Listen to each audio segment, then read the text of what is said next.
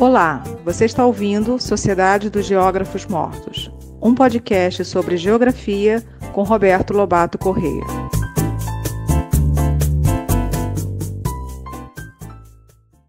Alô, gente boa! Boa tarde. Vamos continuar falando sobre esse tema instigante e fundamental na nossa vida cotidiana, que é a segregação residencial. Nós estamos no 8º episódio da 4ª temporada da Sociedade dos Geógrafos Mortos.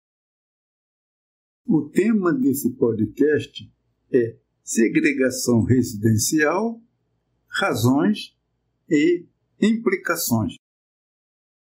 Quais são os pontos fundamentais em respeito às razões e implicações da segregação residencial na cidade brasileira agora? Nós estamos falando primeiramente do problema da habitação. Afinal, a segregação não se dá na esfera do trabalho, dentro da fábrica, ou dentro do escritório, da universidade, do hospital, onde a distinção social se faz através de indicação de lugares onde você pode entrar, você não pode entrar, do uso de chapéus de cores diferentes, que indicam diretoria, engenheiros, quadros médios e operários, onde há controle sobre o computador que está à sua disposição, em que as informações não circulam horizontalmente, mas sobretudo verticalmente, de cima para baixo.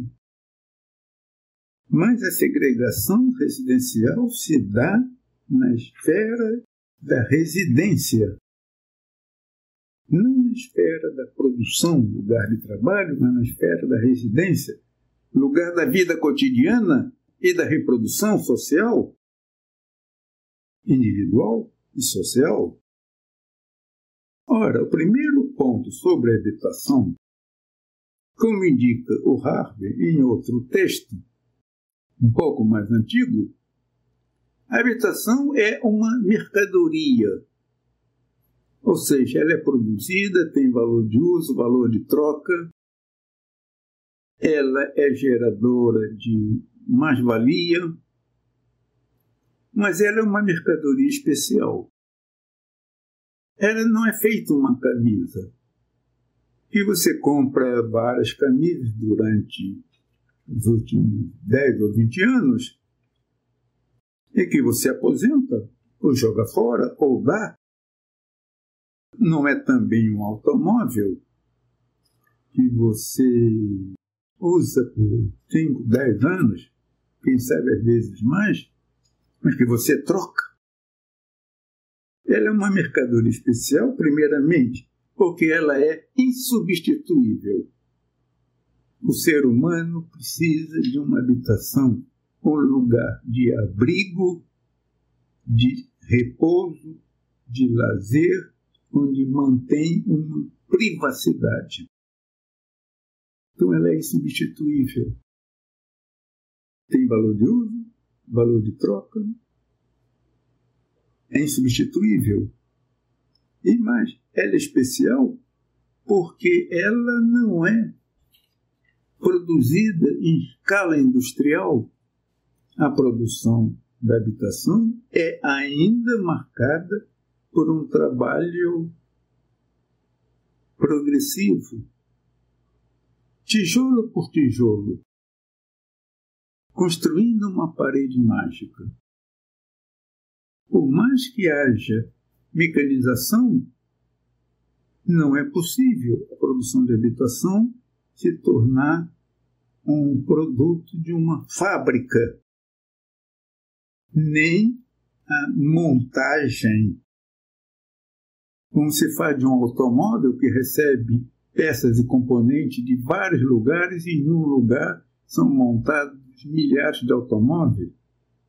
A produção habitacional é em pequena escala, por mais que haja grandes projetos. Ela é uma produção, por isso, cara e lenta. E ela é feita para durar décadas. 6, 8, 10, 12, 15 décadas. Ou mais. E é um preço caro que nem todos têm possibilidades de pagar por essa mercadoria especial. Então, ela tende a não ser trocada à frequência das outras mercadorias. É um bem de longa duração. Um bem de raiz que você compra, passa para os filhos, para os netos, mas cujo acesso não é igual para todos. E que nem sempre essa habitação proporciona um bem-estar relativo que seja a seus ocupantes, pela qualidade do imóvel, pelo tamanho do imóvel face ao número de moradores e pela localização do imóvel. Então, a habitação é uma mercadoria especial. Mas, diferentemente do automóvel, que é móvel, ou de uma camisa que muda de casa, ela é fixa. Ela é fixa no espaço e, portanto, incorpora atributos daquele espaço. Qualidade ambiental, qualidade locacional, segurança, ambiente oriundo da natureza. Ela é uma mercadoria especial. E, por isso, ela não é acessível a todos. Nem os recursos públicos são disponíveis a todos. Primeiro, que não há recursos públicos para todos. Os grandes planos, como Minha Casa Minha Vida, acaba sendo seletivo. Porque é preciso ter alguma coisa para ter acesso ao Minha Casa Minha Vida. Então, ela é uma mercadoria especial, não acessível a todos, e aí existem inúmeras possibilidades. Ou você compra casa própria, seja uma casa ou um apartamento, você tem recursos para isso, ou tem recursos para obter um empréstimo e pagar a sua casa por 10, 15, 20 anos ou 30 anos. Ou você tem renda para alugar um imóvel. Mudar de imóvel, se o preço sobe muito, ou você está inscrito no mercado. Ou você se inscreve num projeto habitacional, ou você entra num processo de autoconstrução, trabalho em excesso, às noites, nos fins de semana, com a ajuda de amigos, num processo de construção de sua casa por um longo período, ou você constrói um barraco, ou vai viver num cortiço, em péssimas condições. Mas ela é um bem necessário, insubstituível, e um bem especial, é uma mercadoria especial. É lamentável, mas nós estamos numa sociedade capitalista em que a casa não é mais o processo de produção pelo próprio morador, mesmo que ele contrate terceiros, mas é uma mercadoria que lhe entra como se estivesse entrando numa grande loja departamental com oferta de casas de diversos tamanhos, tipos, qualidades, que você ajusta.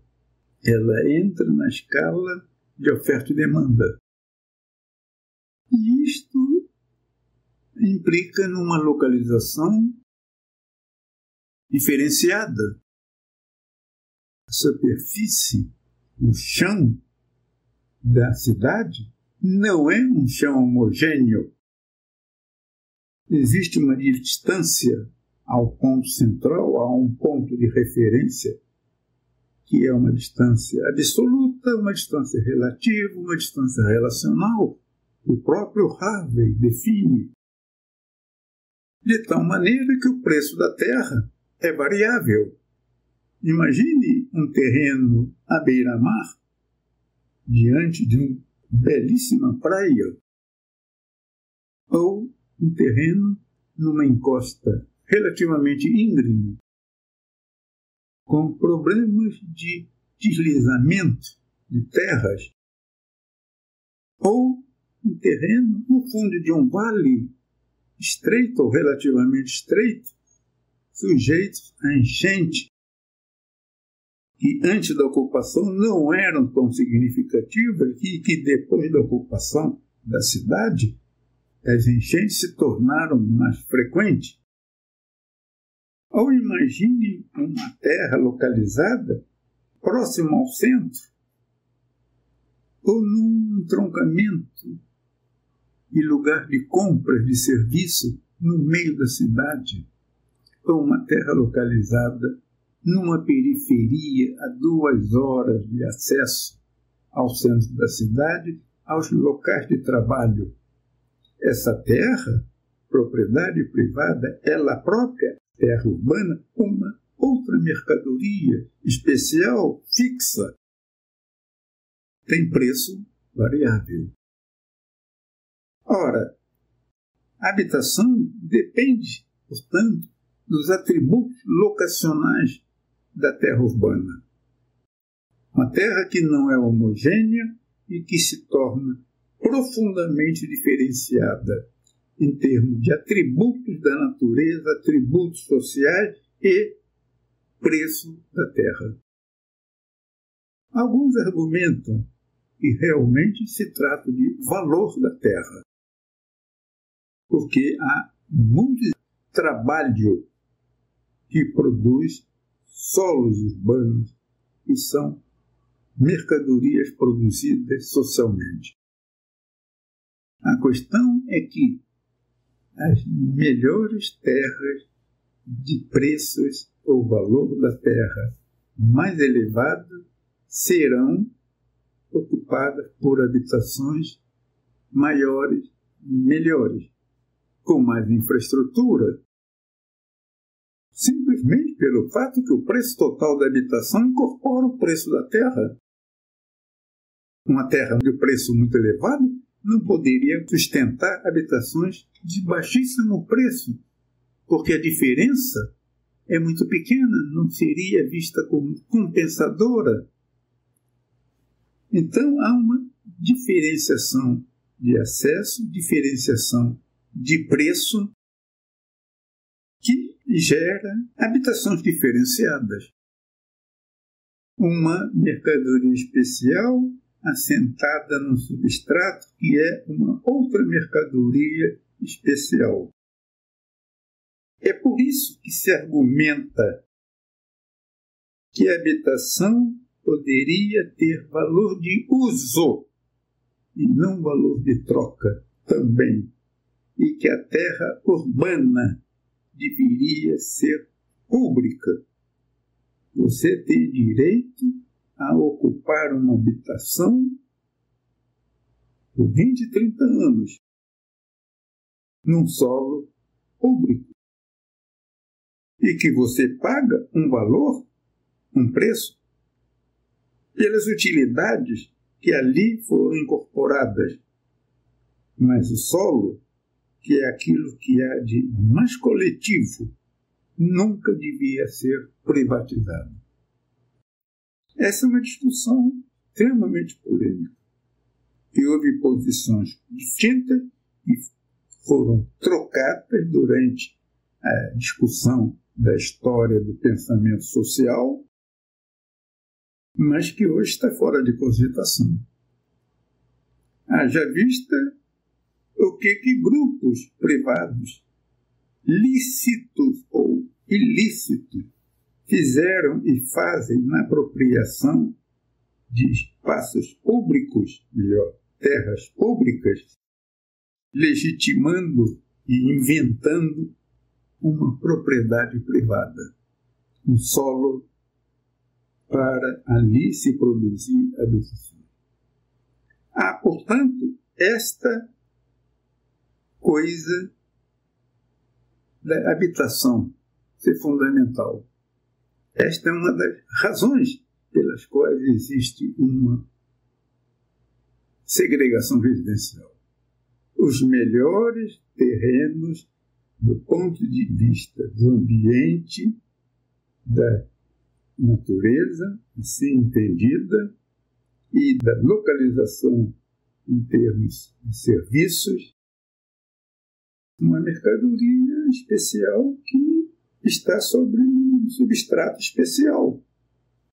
De forma que as melhores habitações estão nos melhores lugares e as piores habitações estão nos lugares menos favoráveis, menos desejáveis e de menor preço da terra. Há uma nítida correlação entre qualidade da habitação e preço da terra. O problema da habitação é, assim, fundamental, fundante da segregação residencial. É o meio pelo qual as classes sociais e suas frações se projetam no espaço. É via habitação. E a habitação é problemática. É problemática. Tão problemática que ela jamais foi objeto de sérias discussões no legislativo brasileiro, onde a propriedade da terra rural e urbana tem enorme centralidade entre os políticos do nosso Congresso.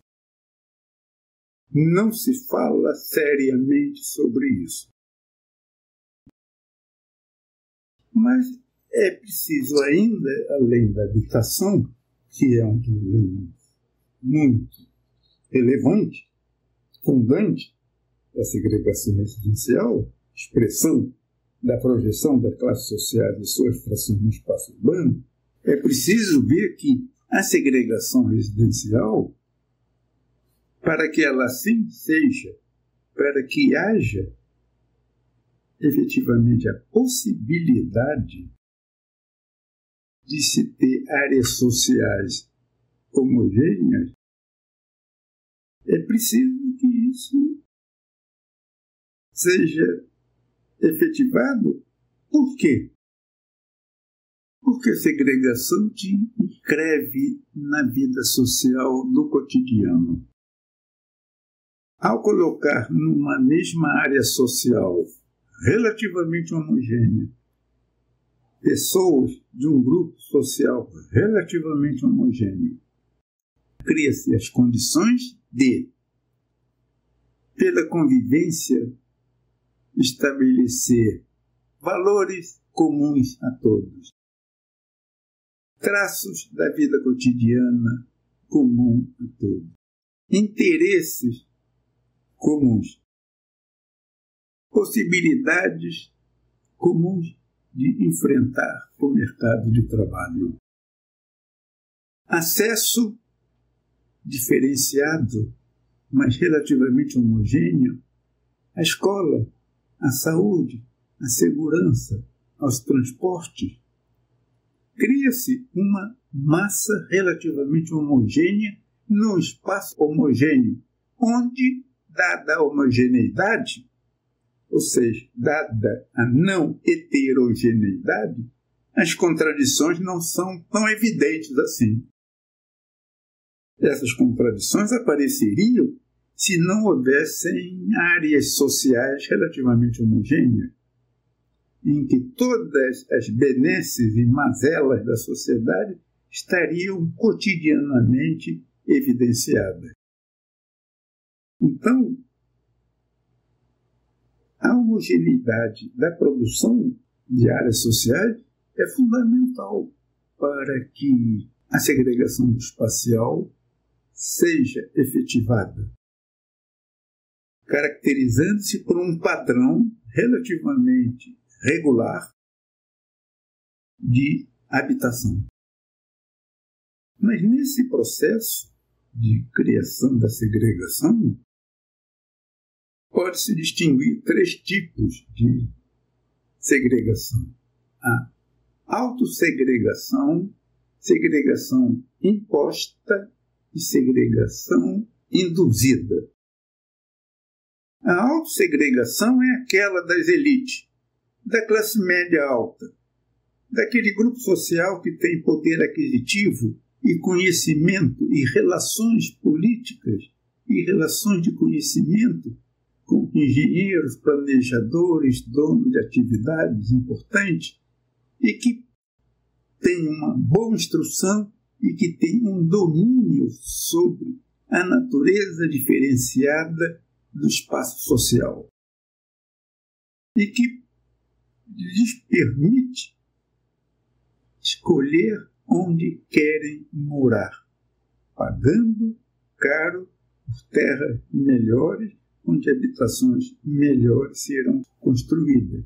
Trata-se da autossegregação, a qual, no outro extremo, está a segregação imposta, daqueles que não têm recursos a não ser construir um barraco, construir uma casa num modelo de autoconstrução, alugar um imóvel baratinho, distante, com problemas de toda ordem, e que é imposta.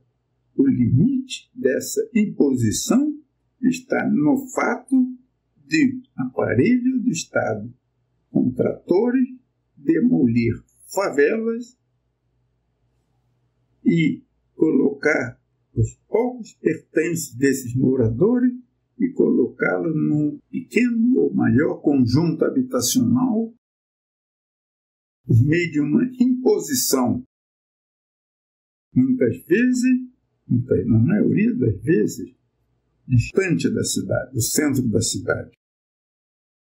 A Cidade de Deus, no Rio de Janeiro, é um belo, feio exemplo dessa situação.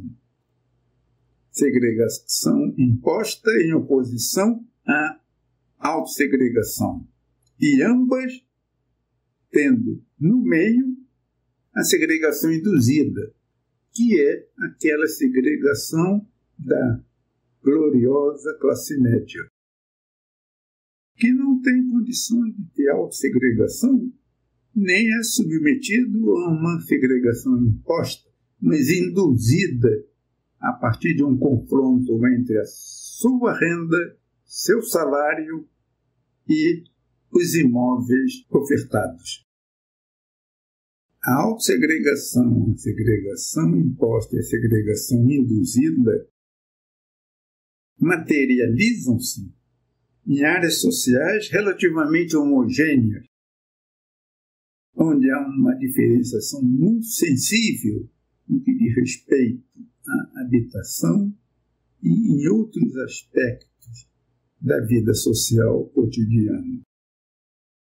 E é nesse contexto é que se dá uma existência diferenciada, de uma vida cotidiana diferenciada, que distingue o cotidiano de alguém das elites, da classe média alta, da classe média baixa, do pobre e do muito pobre. Isso não é uma tipologia, isso é uma gradação que poderia ter várias subdivisões. A existência rica, feliz, saudável, protegida. De um lado, uma existência pobre, infeliz, alienada e nada saudável, perigosa. Mas, ao mesmo tempo, a segregação residencial não é apenas um meio no qual a existência se dá. Como as áreas sociais têm longa duração, 50, 100 anos, 150 anos, elas, pela sua estabilidade, pela sua fixidez, elas são condições de reprodução. É este o papel fundamental da segregação residencial.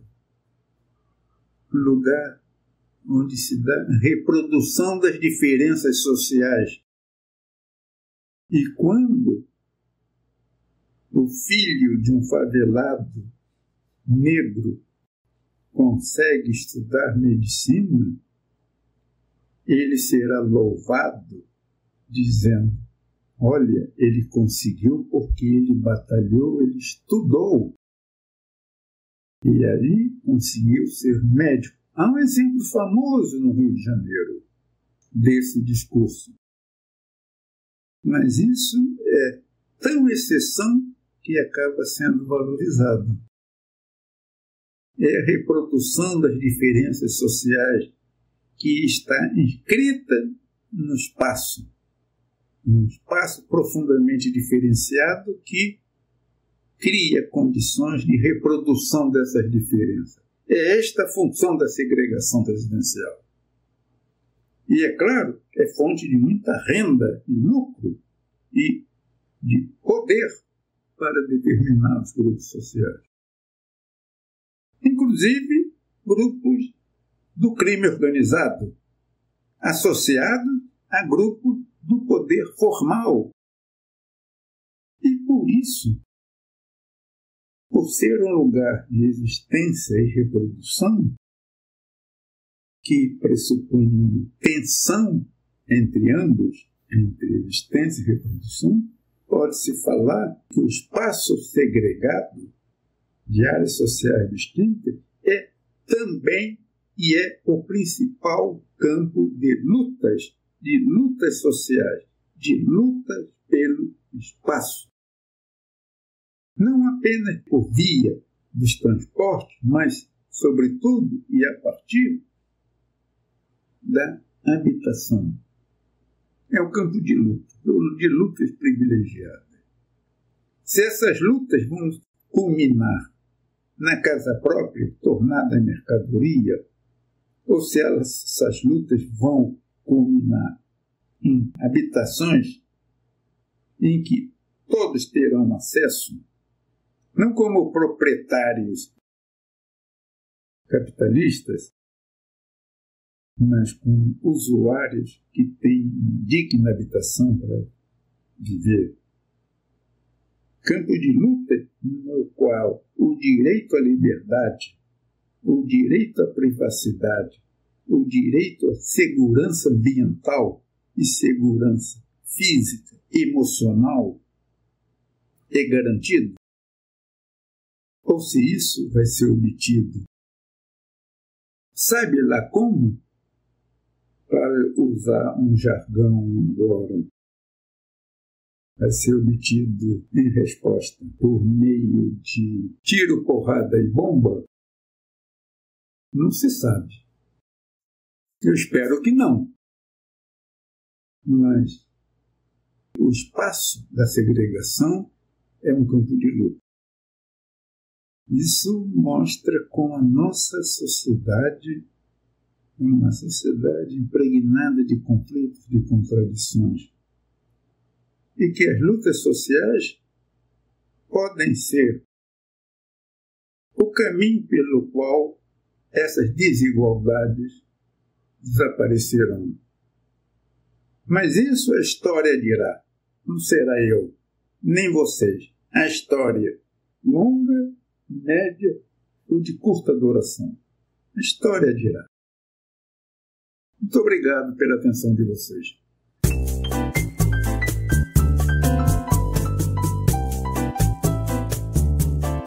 O podcast Sociedade dos Geógrafos Mortos tem produção de Rafael Lia.